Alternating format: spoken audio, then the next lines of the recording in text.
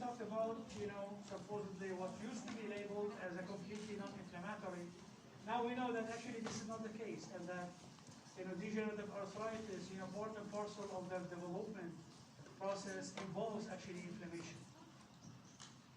So now, but again, like what medicine usually tiptoes around facts until eventually it agrees to the obvious.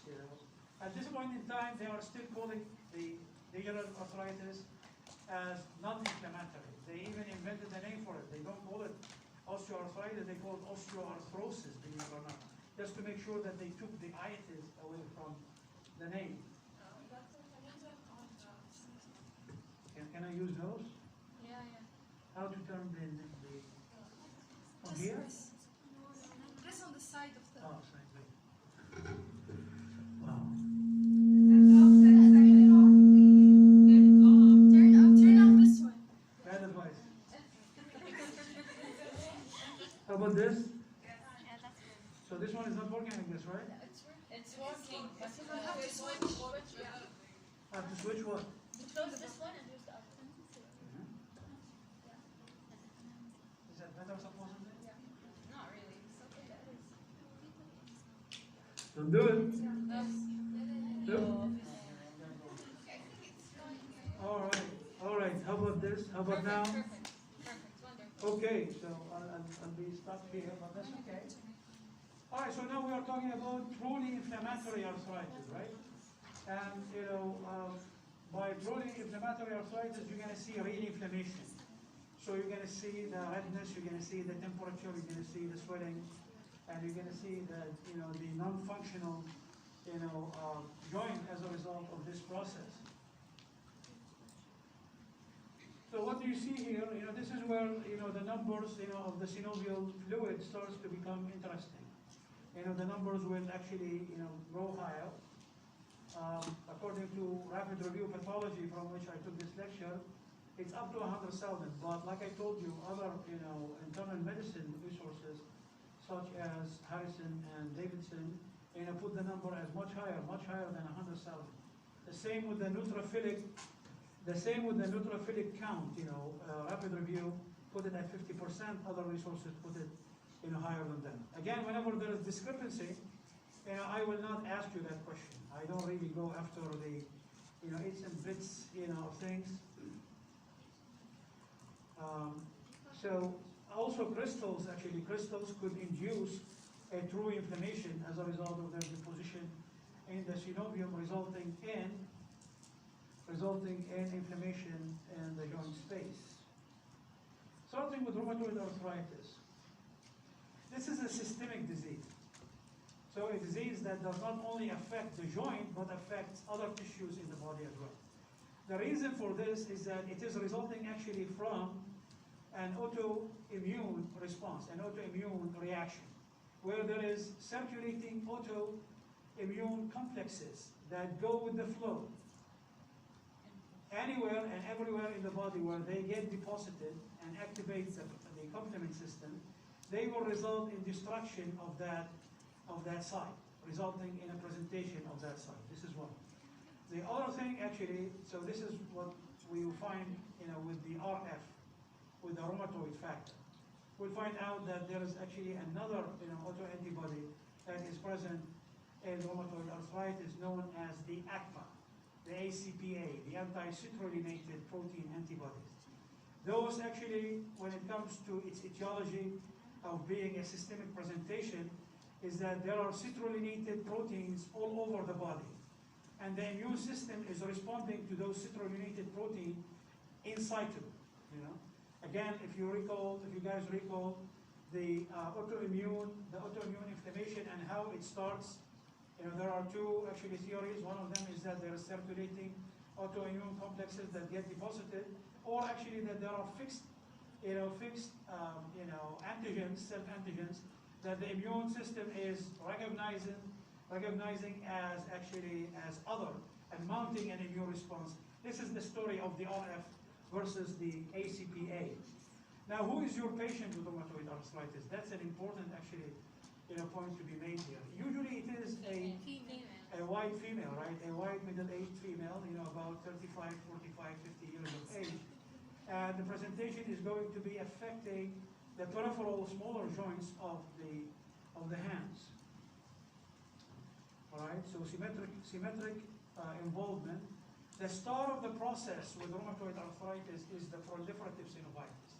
That will result in the formation of the pannus. Remember this word. If you remember the word pannus, P-A-N-N, pannus, P-A-N-N-U-S, this is all really you need to know about how the disease comes to happen in rheumatoid arthritis. So there are articular manifestation and there are extra-articular manifestation. Starting with the articular manifestation. And this one you will see, a picture is worth a thousand words, what they say. So you will see that there is actually radial deviation of the wrist, ulnar deviation of the fingers. You see that there is actually hyperextension of the proximal interphalangeal joint of the PIP and flexion of the DIP. And this is what you call swan neck deformity. And in the botinier deformity, it is the opposite, where you see flexion of the PIP and extension of the DIP. Now, you will see when you read the book, you will see that they use the DIP as a differentiating point between rheumatoid arthritis and osteoarthritis. They will say DIP gets affected with osteoarthritis, but it does not get affected with rheumatoid arthritis. So the question, how come that you have the swan neck deformity and the botinier deformity? The answer to that is that the rheumatoid arthritis disease does not simply only affect the joint space, but it affects everything around the joint space. In this case, it's affecting tendons and related to the joint space in the DIP, resulting in this kind of abnormal presentation, abnormal posture of that joint, okay? Because that joint, if it is actually, if there is a tendon nearby that becomes, as an example, that becomes inflamed, right? And then it's going to actually heal, right? But how would it heal with? Or how? By? Fibrosis. Thank you very much. Excellent. By fibrosis. And when fibrosis happens, what will happen to it? It's going to contract, right? It's going to pull, right? There will be contraction with fibrosis. And that contraction is either actually showing itself either in a flexion or actually in hyperextension of that joint. Okay? All right, how does it happen? So this is a multifactorial disease, meaning you need several pieces of the puzzle to actually meet at the same time, at the same opportunity, if you will, for the disease to happen. So it has to happen in a person who is genetically predisposed, genetically ready to develop the disease. That's actually going to take the form of a specific subtype of HLA known as the HLA-DR1 or HLA-DR4, okay? Now, not only this, you have to have a triggering event, okay? So, for me, I did have a triggering event, actually, when I developed a special form, actually, of the seronegative spondyloarthropathies that I will tell you about, if you're interested, in the next, actually, lecture. So, the triggering event for me was actually a sandwich that was filled with the bacteria, okay? In this case, I can laugh now, but it was horrible in the beginning, let me tell you that. And in this case, actually, in rheumatoid arthritis, the triggering event could be a noxious gas that affects the lung. It could be in the form of actually an infection that affects the lungs, affect the oral cavity, or the intestines. It could be a specific microbiome in the gut, or some dietary factors, some specific meals, specific food, believe it or not, that could trigger a reaction. That reaction is known as self-citrullination of target proteins. What does citrullination mean? Citrullination means the conversion of one amino acid, which is positive amino acid known as arginine, switching it to, or with, a neutral polar amino acid known as citrulline. Okay? And that is going to happen under the effect of an enzyme known as PAD, which in rheumatoid arthritis patients is produced in higher amounts by the granulocytes and the macrophages. The PAD is known as peptidine arginine deaminase. Okay? So this enzyme right here, which is a calcium-dependent enzyme, will switch the arginine with the citrulline. So the result of that protein, that is targeted, is going to become citrullinated.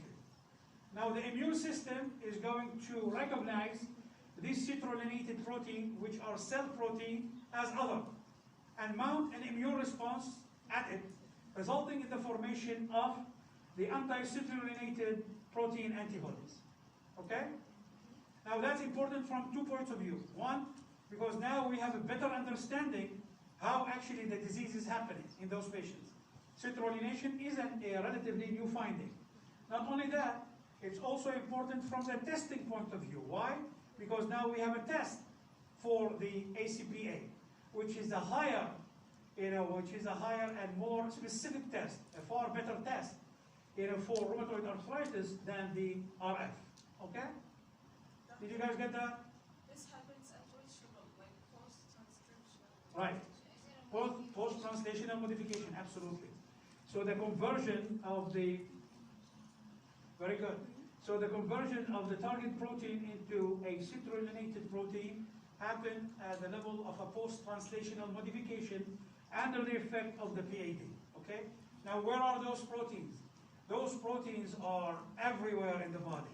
This is why you have a systemic presentation. If you recall what I told you a few minutes ago. So what are these proteins? Fibrin, vimentin, fibronectin, Epstein-Barr virus, nuclear antigen 1, enolase, collagen 1, collagen 2, histones, osteoclast precursor. The whole 9 yards. Everywhere in the body you see this kind of citrullinated protein where the immune system will mount an immune response against it in the form of forming these antibodies, the aqua antibodies, and the rest is history, right? Because then you would have this, antibody antigen, connection, and where there's, a complement fixation that will result in destruction of the tissue at hand. Are we on the same page? Yes. Did you guys get it? Yes. Okay, good. Very good. All right, so like I told you, like I promised you, one word will actually make it all. Okay, so there is a triggering event. That triggering event in past years used to be known as chlamydial infection. We thought that chlamydia is doing it. Others actually felt that it was an adenovirus that is causing it.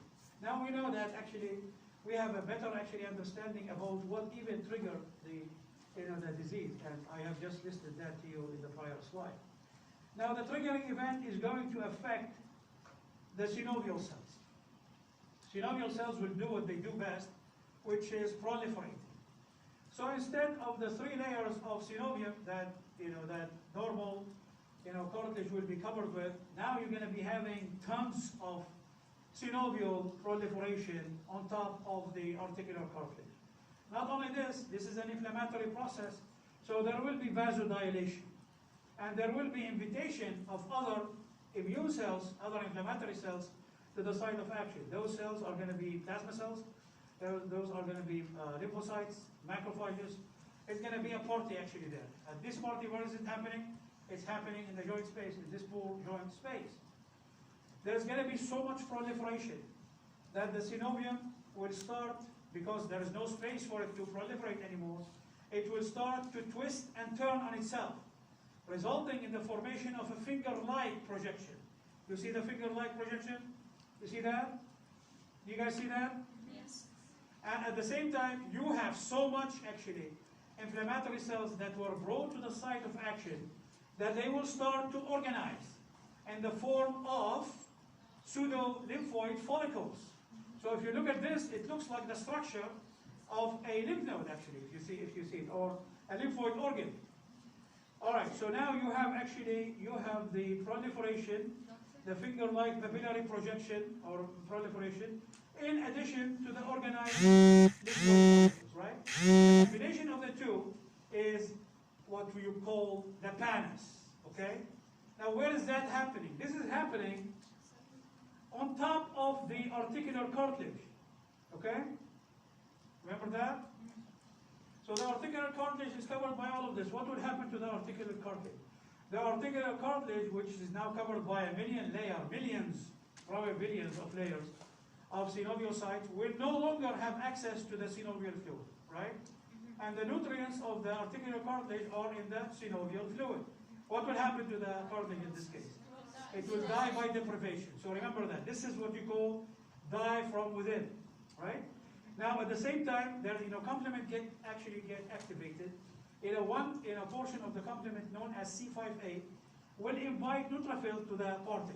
Okay, so here is the neutrophils. As you know, the neutrophils are highly explosive kind of cells. It has two types of death mechanism. One of them is oxygen dependent, and the second one is non-oxygen dependent, which is all the degradative enzymes they have. They come to the site of action here under the C5a. They will become activated, and they will detonate their contents. What are their contents? The proteases and the likes that are going to start to destroy even this fibrous tissue that is growing in this site. So now you have a death from above, right? So death from within, death from above. It's like a movie, a cinema movie, if you think about it.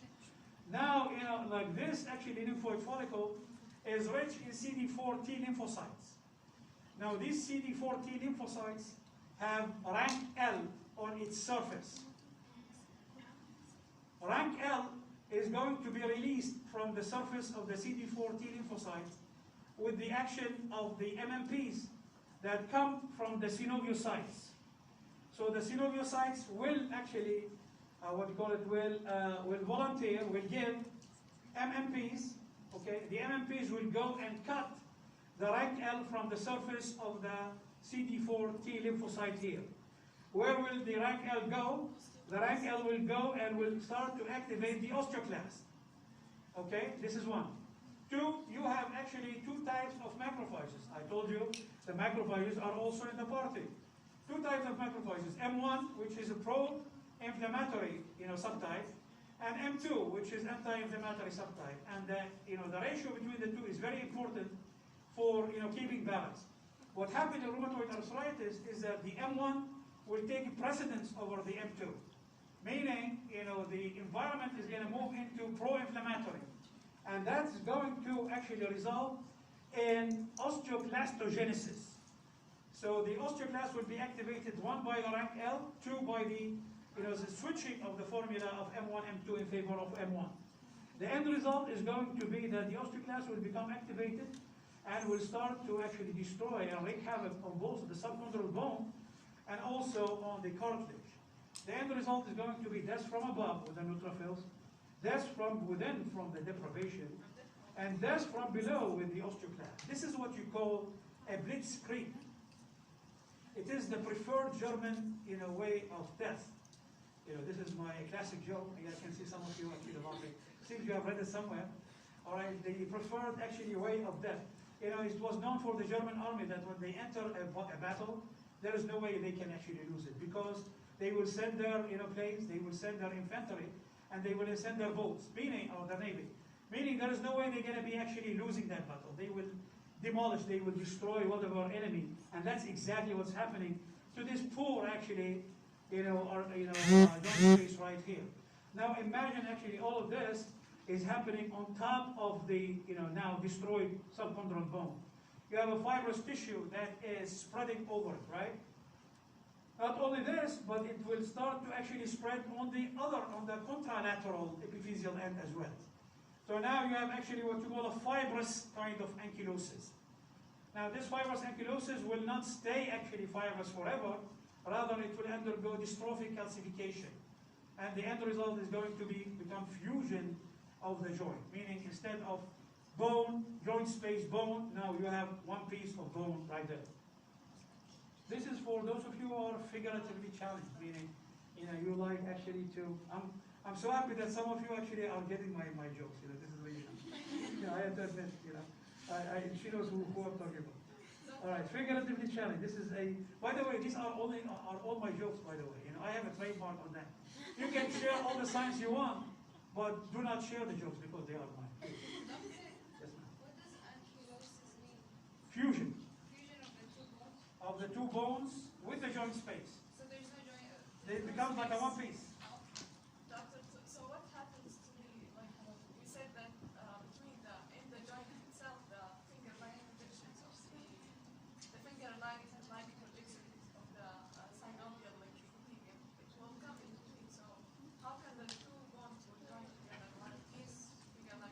remember, this is a very closed, it's a very narrow joint space.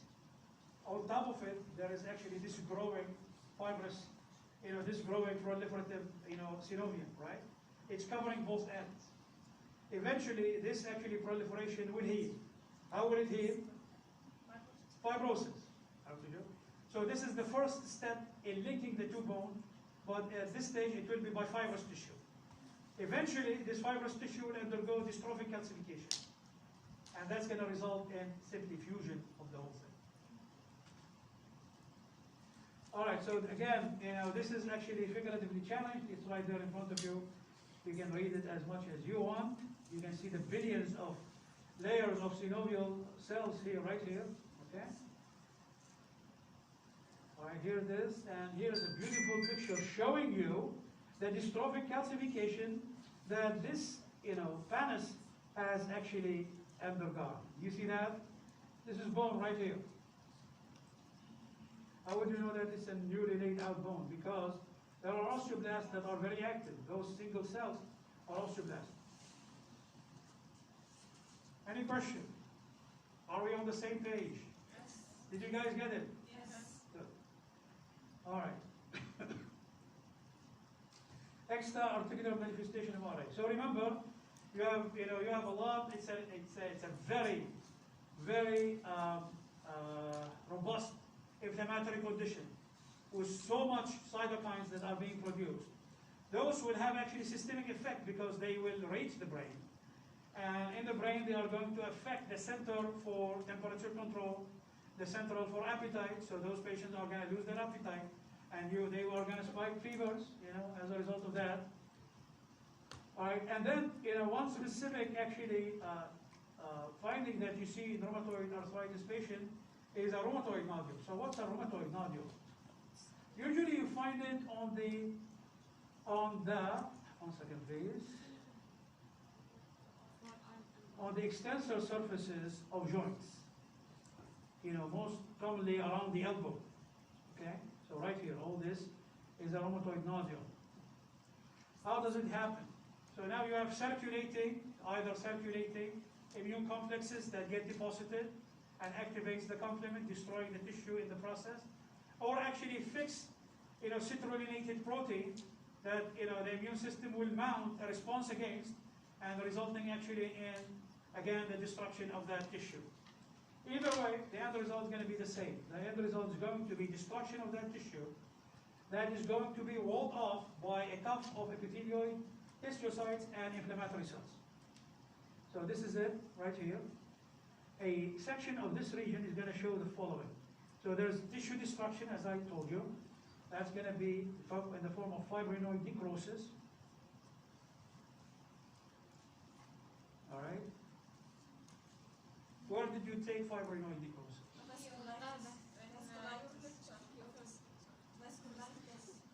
Vasculitis. And where did I ask you? Also in the gravid uterus. No, in which blood? Oh. Very good. Very good. I'm happy that at least it's working. Something is working. Very good.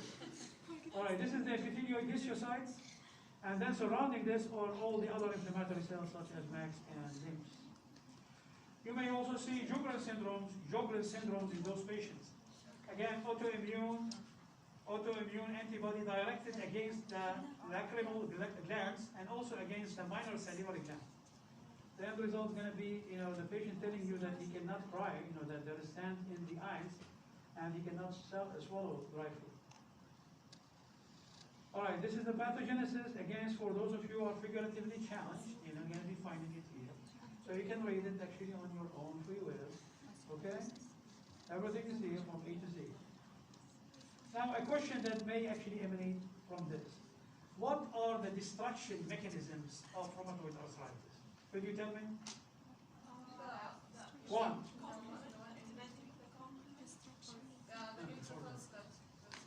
You chose my least favorite one. So it decreases the nutrient supply.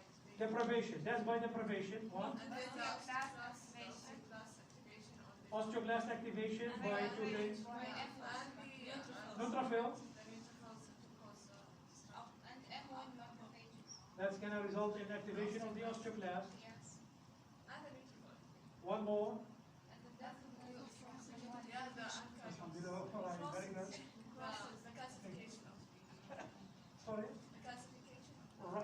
that's later. That's actually after the event. The causes of the cartilage. Right. How does that happen? Right. But this is actually, the number 5. Here it is. I put it on for you. So this factor causing joint destruction. One is neutrophil and degrading enzyme, right? Vannus, an obstruction on nutrition supply to the cartilage. CD4 T cells, because they carry the rank L, right? Activated, and also, CD4 T cells are important for other reasons. CD4 and the B cells that are there are going to make the autoantibodies.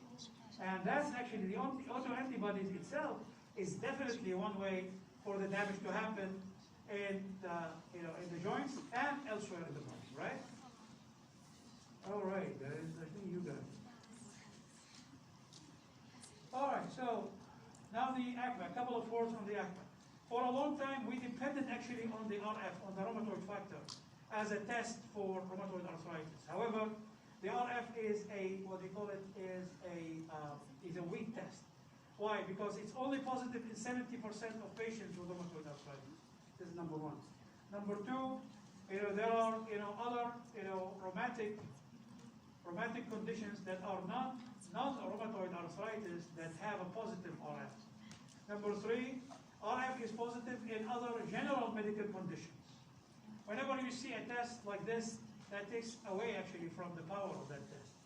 Then comes the ACPA, the ACPA, the anti-citrulinated protein antibodies. That is positive in 97% of patients with as in the form of specificity. And this is what you need in order to confirm the diagnosis, right? How do you screen? How do you screen for a disease? You screen with a test that has a high sensitivity, right? Why? Because you need the big net to catch everybody who may have the disease. How do you confirm? With a disease, with a test that has a high specificity, okay? And with a 97% specificity, this is a perfect test actually for confirming, rheumatoid arthritis. Well, how does it, we already have talked about actually how does it happen. It is directed against citrulinated proteins that are spread throughout the body, right?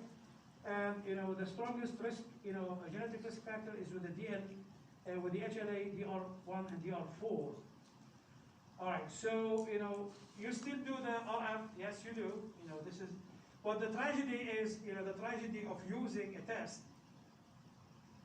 and using it in the wrong hands, a right test in the wrong hand. Because, why? I mean, just think about it like this. Always ask yourself, what is the value of the test that I'm using?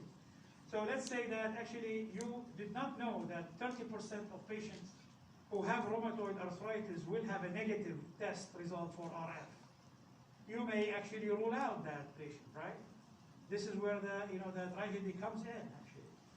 And remember, this is what I said to your male cohorts, is that actually the most important thing that you will do in terms of diagnosis is not a test that you will do to the patient. Not an X-ray or a test, a lab test, or any other kind of testing modality. It is your clinical suspicion if you have any suspicion of the patient having the disease. That's gonna actually be the number 1 thing that you should go by. Okay? All right. So now when it comes to the X-ray, we didn't talk about the ACPA, all of it actually right here. It is the best test. It is a test that we are using again and again now, as the most useful single assay for the diagnosis of rheumatoid arthritis. Now the star process of the X-ray is going to be the ankylosis. Remember that. All right? Ankylosis. That does not mean that it does not happen in other conditions. We find out actually in seronegative spondyloarthropathies that it does happen, but this one is important. Why? Because it will differentiate, in arthritic conditions at the level of the peripheral joints. Whereas with the spondyloarthropathies, you have the vertebral column involvement. That's going to make it too obvious for you. Here's an example of that. Can you see the fusion? Can you appreciate the fusion? Yes. So there's so much fusion actually. There's so much destruction, erosion and destruction, and then there is so much fusion, at the end of the day. That is a testament to the power actually of the autoimmune response. Now in addition to this, you will see that there are regions that are, slightly less, less opaque. Look at this. Why this is too translucent?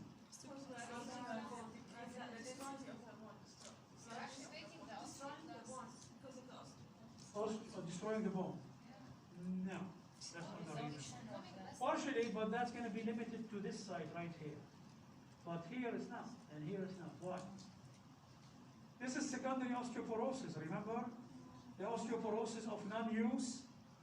When you don't use a joint, you no longer are pulling on the insertion, tendon points, the insertion points,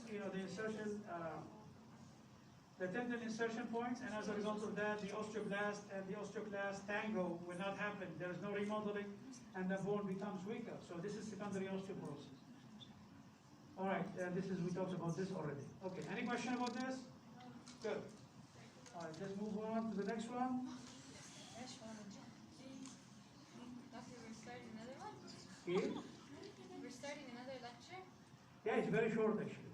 Very, very short, very quick. Quick and sweet. All right, we'll talk about seronegative spondyloarthropathies. When you say seronegative, it is an RF negative actually, entity. Okay, RF, remember that. Seronegative, RF negative. This happened before the development of actin. And those group of diseases, have what's called shared kind of presentation. One of them is that RF negative. Two is that they will have actually a HLA-B27 positive. Okay? It's a male dominant, and there is involvement of the sacroiliac joint with or without peripheral joint involvement. Okay? They present somehow with similar clinical features. And again, multifactorial disease. So genetically predisposed individuals with an environmental trigger, similar to what you see with rheumatoid arthritis. All right, so now you have ankylosing spondylitis, as one type of seronegative spondyloarthropathy. Reiter syndrome, arthritis associated with ulcerative colitis, Achilles, and psoriasis. So starting with ankylosing spondylitis.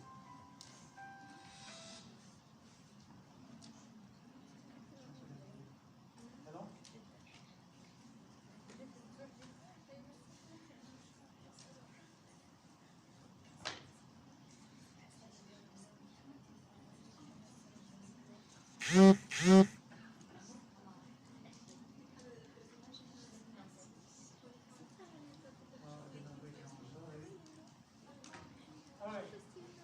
So the name of the disease is Marie-Strontial disease. Again, I guess a couple of physicians figured out that the best way to become famous is to put their name under a disease that does not have a name yet, So you may as well do that yourself, actually. Again, you have actually the RF negative and the HLA-B27 positive. This is the same feature all along.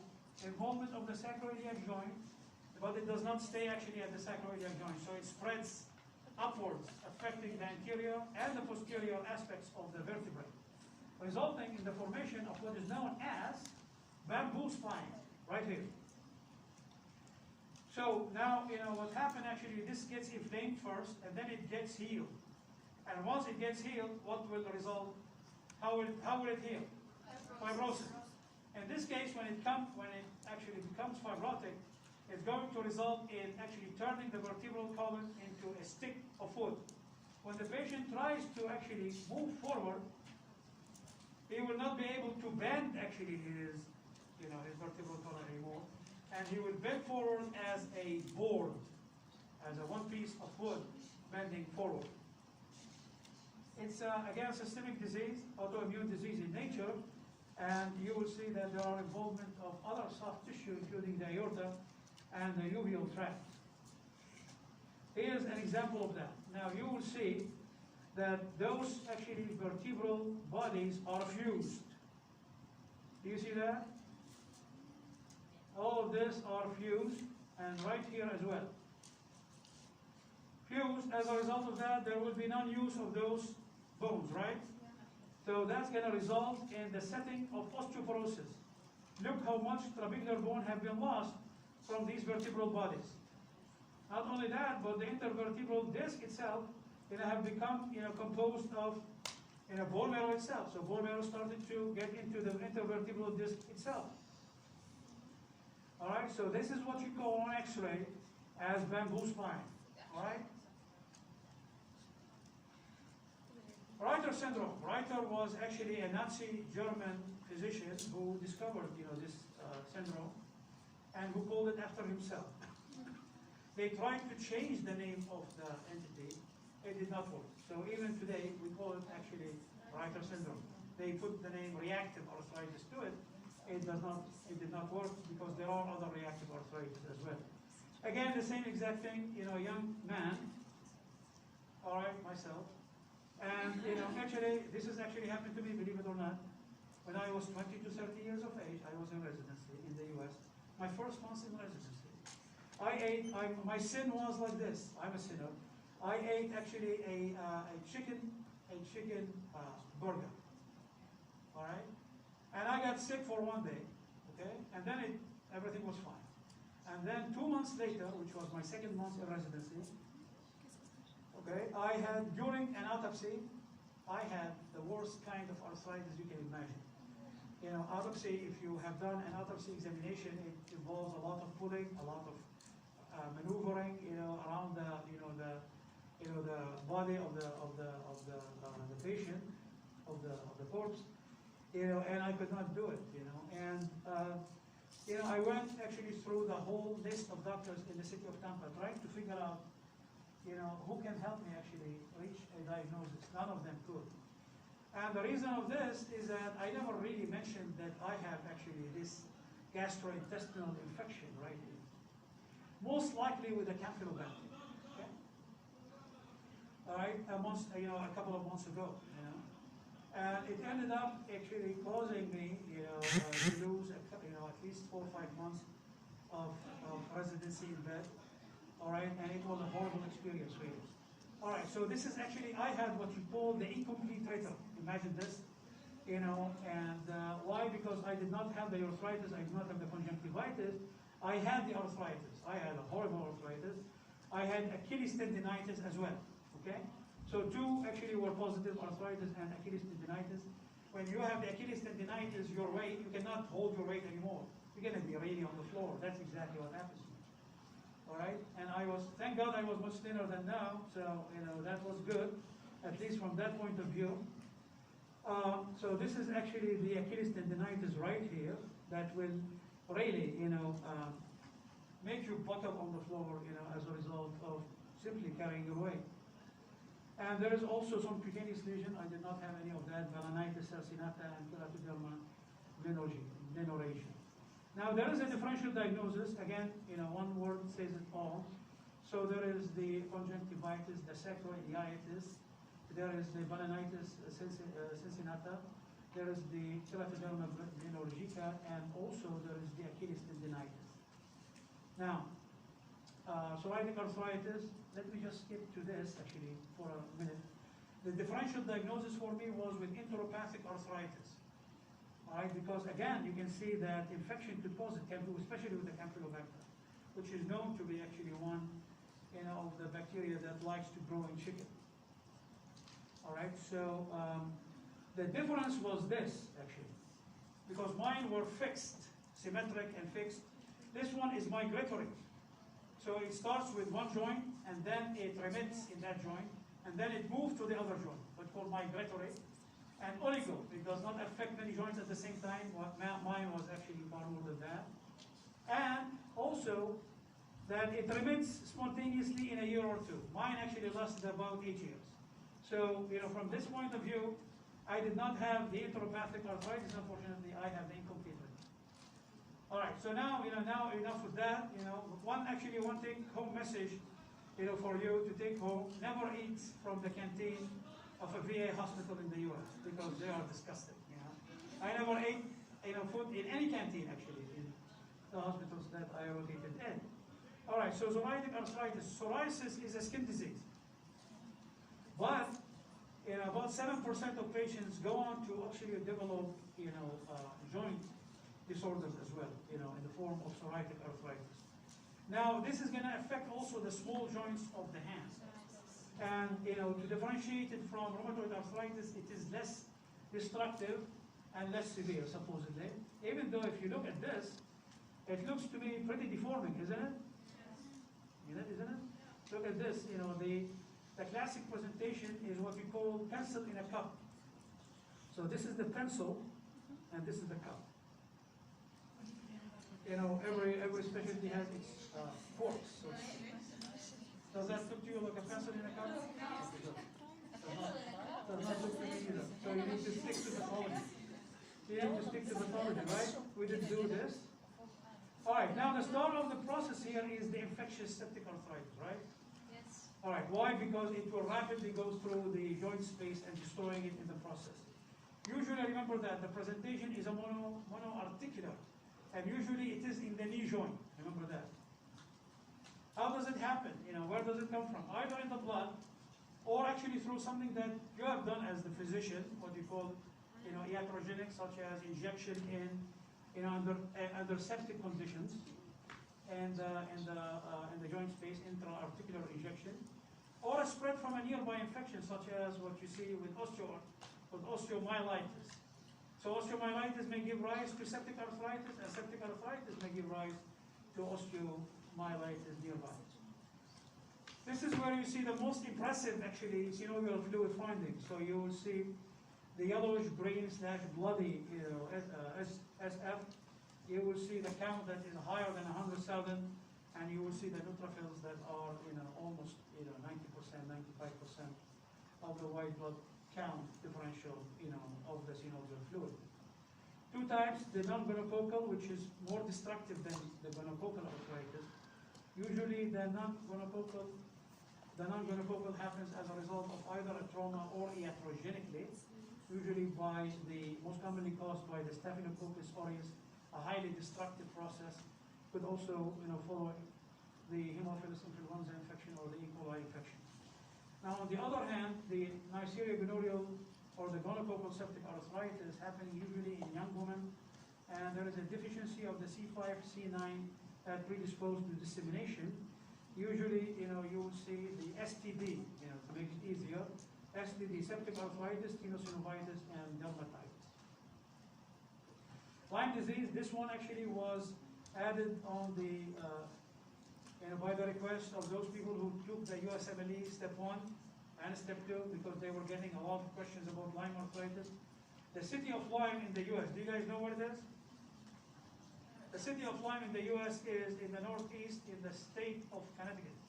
And because this is where the disease, used to actually happen. This is where the disease was discovered.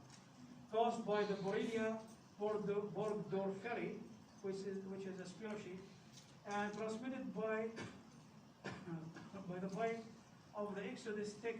What else does the Ixodes tick transmit?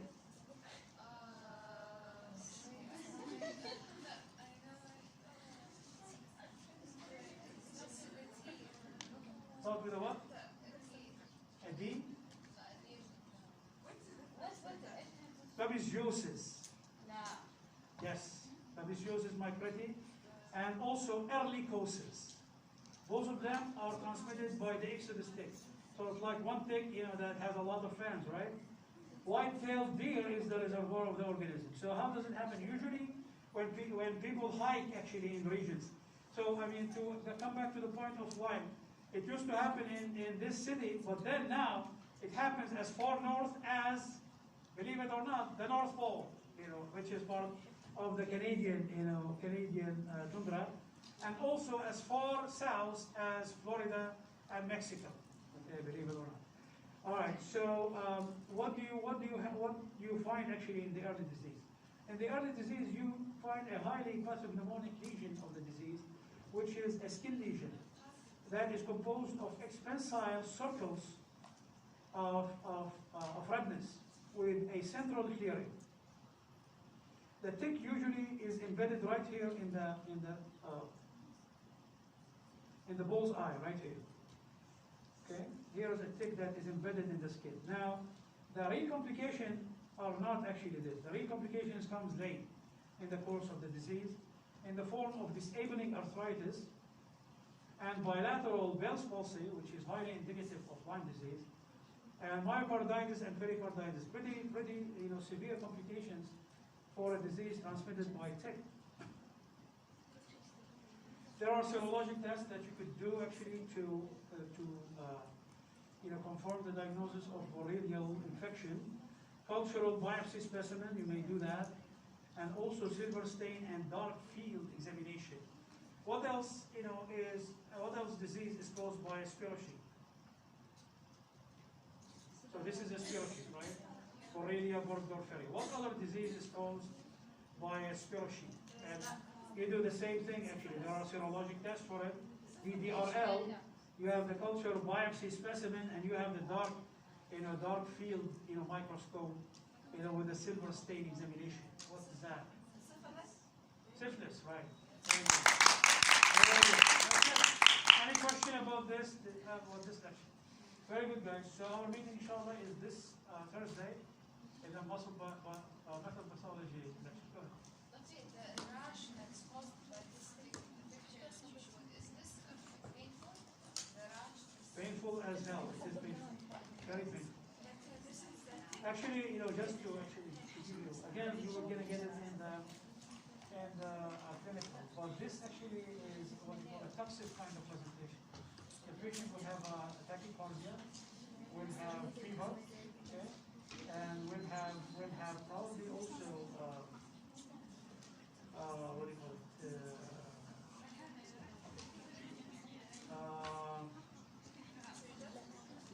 Chills. Right. So in addition to this presentation. Any other question? Very good. You guys have the lecture. Where is Dalal? Dalal?